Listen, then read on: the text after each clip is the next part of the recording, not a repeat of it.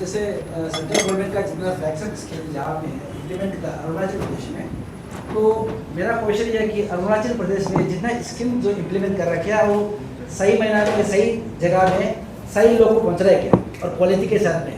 क्योंकि कुछ स्कीम्स अभी तक है जहाँ रिक्वायर नहीं है वहाँ स्कीम्स है, जैसे आप टूरिज्म डिपार्टमेंट में देखिए, और कुछ स्कीम जो इनकम्प्लीट है, तो इस पर आपका क्या कहना है?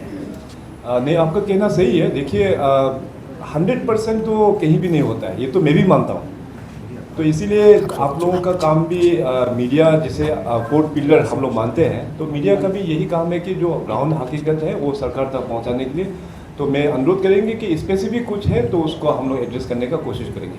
सर दूसरा एक क्वेश्चन ये है, जैसे कोई भी स्कीम जो इम्प्लीमेंट किया अरुणाचल प्रदेश में, कुछ जगह में एक स्टेप मदरली अरेंजमेंट भी किया आपने, जैसे डिस्ट्रिक्ट रीऑर्गेनाइजेशन एक्ट के अनुसार आपने 6 डिस्ट्रिक्ट क्रिएट किया बहुत जगह में, तो अपर सुबनसिरी में इतना साल से डिस्ट्रिक्ट क्रिएट करने के बाद हुआ, तो उस पर आपने ध्यान नहीं दिया, अभी तक क्रिएट नहीं हुआ है, उस पर आपका क्या विचार है? अपर सुबनसिरी में क्या क्रिएट नहीं हुआ? डिस्ट्रिक्ट सिविक डिस्ट्रिक्ट का क्रिएशन करना था, नया डिस्ट्रिक्ट। जी जी, नया डिस्ट्रिक्ट का डिमांड जो है वो कुछ ही साल पहले ही आया। ये जो 6 डिस्ट्रिक्ट तो मैंने बहुत पहले ही बनाया था, वो 6 डिस्ट्रिक्ट में 4 डिस्ट्रिक्ट तो बहुत पहले ही बनाया हुआ है। सीनिक डिस्ट्रिक्ट का जो बात है तो कुछ डॉक्यूमेंटेशन का कारण से वो फाइल को वापस भेजना पड़ा। अभी शायद वो फाइल ठीक ठाक करके यहाँ आया हुआ है, मगर अभी सेंसस चल रहा है तो भारत सरकार का नोटिफिकेशन है, नया डिस्ट्रिक्ट, नया सर्कल ऑफिस और कुछ भी चीज़ को एडमिनिस्ट्रेटिव यूनिट को अपग्रेड भी अभी जब तक सेंसस नहीं होगा हम लोग कर नहीं पाएंगे।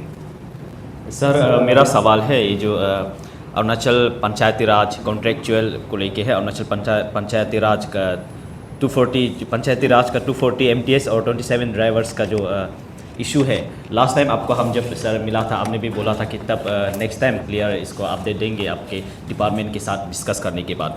सर ये जो 2 मंथ से जो डिपार्टमेंट जो पंचायती राज के जितने भी कॉन्ट्रेक्चुअल है वो लोग आपको शायद बार बार मिलने के लिए कोशिश भी कर रहे हैं, शायद अपॉइंटमेंट भी दे दिए हैं, तो आप इस विषय को लेकर सर कब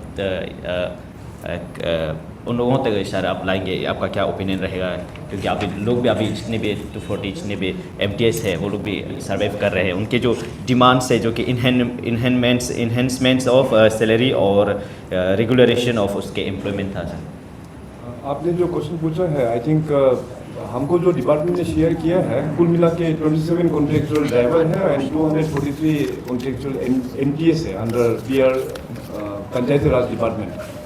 तो इसमें ऑलरेडी हमको कागज़ भी लास्ट टाइम दिया था, तो उस कागज़ को हमने कंसर्न डिपार्टमेंट को मैंने मार्क करके भी दिया था कि इसको एग्जामिन करके प्रोसेस करने के लिए। तो प्रोसेस करके अभी उन लोगों का रेगुलराइजेशन ऑफ सर्विस और एनहेंसमेंट ऑफ पे का है, तो उसका चलते हुए अभी फ़िलहाल जो उन लोगों को पेमेंट जो मिल रहा है 11,000 पर मंथ MTS को मिल रहा है, कॉन्ट्रेक्चुअल ड्राइवर्स को मिल रहा है और 10,000 रुपया MTS को मिल रहा है। तो डिपार्टमेंट की ओर से शायद ये फाइल जो है फाइनेंस डिपार्टमेंट में भेजा है, तो शायद फाइनेंस डिपार्टमेंट का कुछ ऑब्जर्वेशन है। तो मैंने मंत्री जी को भी कहा कि अगर मेरा इंटरवेंशन रिक्वायर्ड होने से फाइनेंस डिपार्टमेंट को मैं खुद ही एक बार रिव्यू मीटिंग लूँगा, तो इसका फिर रेगुलराइजेशन का अभी तक तो मैं क्लियरली बता नहीं पाऊँगा, मगर इसका जो नॉर्मल जो हम लोगों का कंटीजेंसी लोगों का स्टाफ है किस प्रकार से बढ़ाया जाएगा, तो इसको हमको अपडेट करने के लिए बोला है। जब अपडेट मिलेंगे तो CMO हम लोग खुद इसको इंटरवीन करेंगे।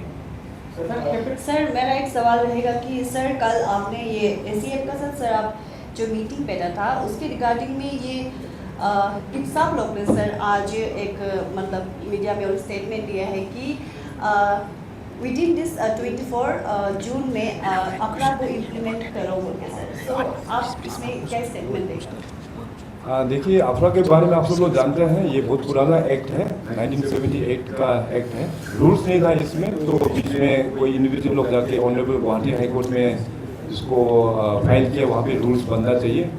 ऑनरेबल सुप्रीम कोर्ट ने ऑनरेबल गुवाहाटी हाई कोर्ट का जजमेंट का मुताबिक स्टेट गवर्नमेंट को डायरेक्टिव दिया गया कि इसमें रूल्स फ्रेम करना है और 6 महीना का अंतर्गत आप लोग कीजिए बोल के रूल्स फ्रेम करना है, ये डायरेक्टिव्स आया हुआ है। तो इसको लेके ऑलरेडी स्टेट गवर्नमेंट ने हम लोग ने एक कमेटी बनाया था, तो उसमें लेकिन ACF का सजेशन था कि committee should be a neutral person, एक जुडिशियल बैकग्राउंड का होने से ठीक है।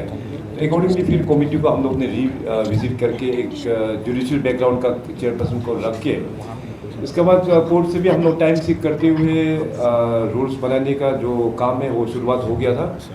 चेयरमैन जो रिटायर्ड जस्टिस के अंतर्गत में अभी रिसेंटली कुछ ही दिन पहले हमको आगे रिपोर्ट सबमिट किया। करीबन 2 किताब का एक रिपोर्ट है, तो उस किताब को हमने चीफ सेक्रेटरी को ऑलरेडी मार्क करके रखा हुआ है। इसके बाद मैं भी टूर में चला गया। तो सबसे पहले तो देखिए इस रूल्स में क्या रिकमेंड किया हुआ है, सरकार को उसको पढ़ना पड़ेगा। अभी तक चीफ सेक्रेटरी का टेबल में ही होगा, तो चीफ सेक्रेटरी पढ़ के इसके बाद वो आके ब्रीफ करेंगे कि एक एक रूल्स में क्या क्या लिखा हुआ है। रिलीजन एक सेंटिमेंट एक इशू होता है। कल हमारा मीटिंग ACF का साथ में भी हुआ, तो वहाँ में भी हमने यही डिस्कस किया कि इस फिलहाल जो ये रूल्स का जो पोजीशन है सरकार ने अभी तक पढ़ा नहीं है।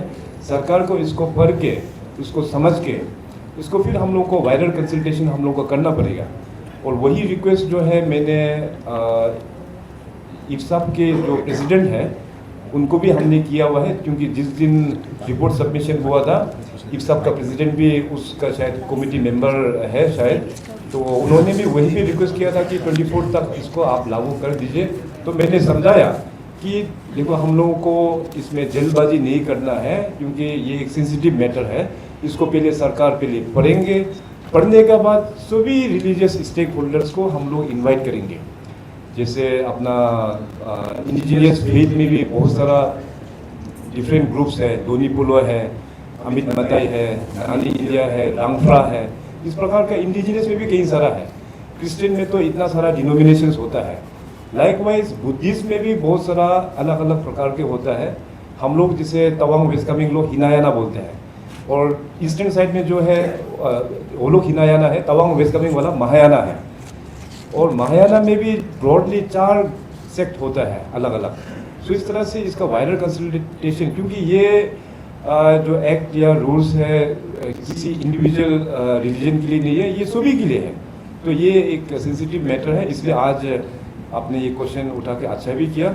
मैं इफ्साप के मेंबर्स को भी रिक्वेस्ट करना चाहेंगे कि 24 तक तो कोर्ट ने बोला है, मगर ऑलरेडी सरकार के ओर से कोर्ट में रिक्वेस्ट ऑलरेडी भेजा हुआ है। ये सेंसिटिव मैटर है, इसमें हम लोग को अच्छे से पढ़ के, अच्छे से कंसल्टेशन करके हम लोग आगे बढ़ेंगे। तो इसमें कोर्ट से हम लोग टाइम भी अभी ऑलरेडी कर चुका है।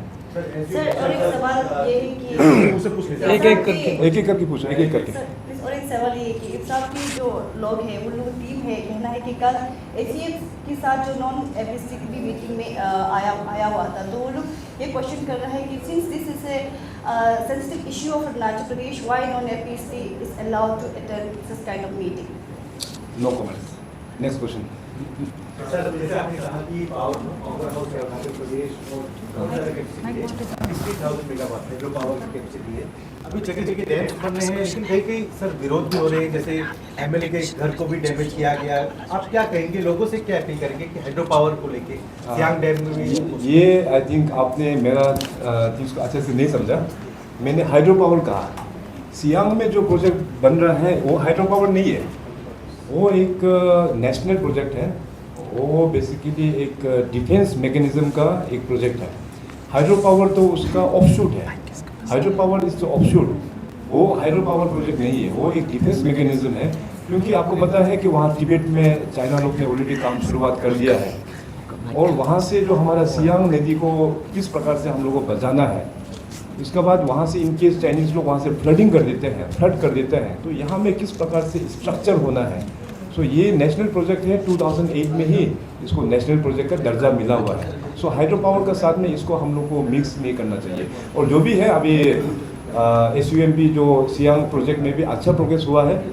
अपर सियांग में हो या चाहे सियांग डिस्ट्रिक्ट में हो, कई सारा गाँव लोग आके PFR के लिए वो लोग ने MOU साइन किया है।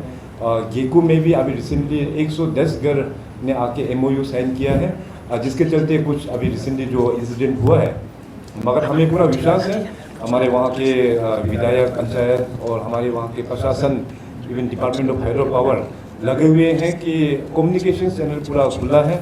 जो भी कन्फ्यूजन है वो लोग पूछ सकते हैं, क्लैरिफिकेशन चाहिए हम लोग दे सकते हैं।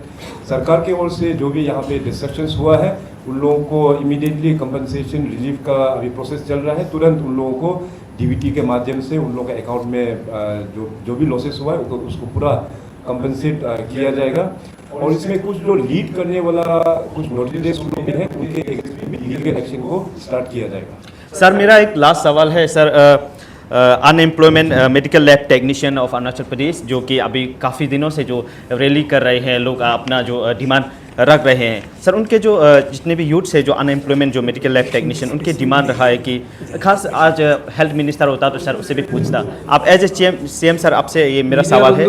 क्वेश्चन को ना स्पेसिफिक ये 12 इयर्स मोदी गवर्नमेंट का डेवलपमेंट एंड 10 इयर्स सीएम साहब का कोई मतलब मेजर प्रोजेक्ट्स के बारे में पूछिए सर। ये भी उसका ही रिलेटेड डेवलपमेंट पार्ट का एक्टिविटीज है सर। मेरा उन्होंने जो डिमांड रखा है जो स्टूडेंट अनएम्प्लॉयमेंट यूथ जो मेडिकल लैब टेक्नीशियन है, immediate advertisement of all 192 post for medical lab technician through APSSB, जो कि ये 2023 ये अगस्त महीना में शायद ये अप्रूव हुआ था। और उसने उन्होंने सेकेंड जो कि डिमांड रखा है कि immediate cancellation of laboratory service tender adverts to a private company. Sir आपका इसमें क्या ओपिनियन रहेगा, क्या जवाब रहेगा सर? वो प्राइवेट कंपनी होगा।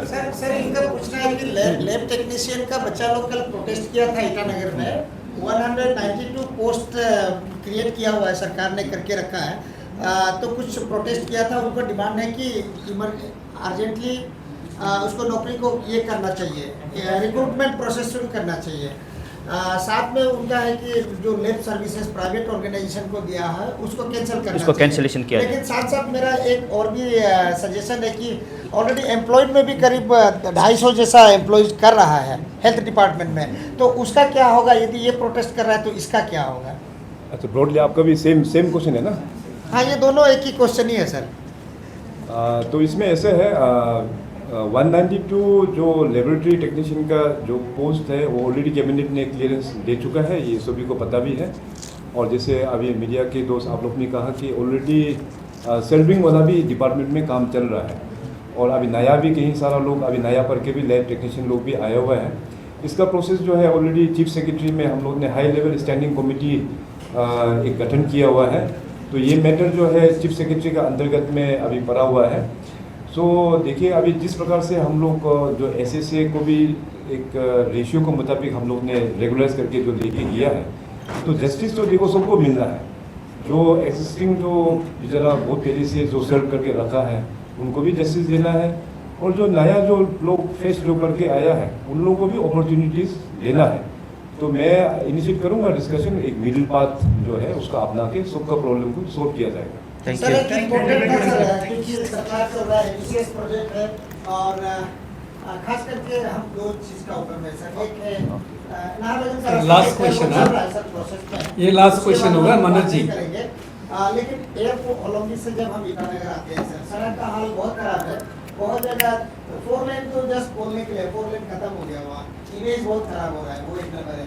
दूसरा नंबर हम लोगों का एम्बिशियस प्रोजेक्ट है sir, inter state truck terminal, inter state bus terminal, उसका हालत सर सालों साल बर्बाद होते जा रहा है। काफ़ी पैसा भी आप लोगों ने रिलीज किया था उसका प्रोटेक्शन मेजर्स के लिए, लेकिन वो डूबा हुआ रहता है बरसात में। हाँ देखिए, इस सारा प्रॉब्लम का जड़ अगर मैं आप मीडिया लोगों को पूछेंगे तो इसका जड़ क्या है, आप लोग ही बताइए इसका जड़ क्या है। सर इंजीनियर आप ट्रैफिक, हाँ, जड़ तो पता है आपको।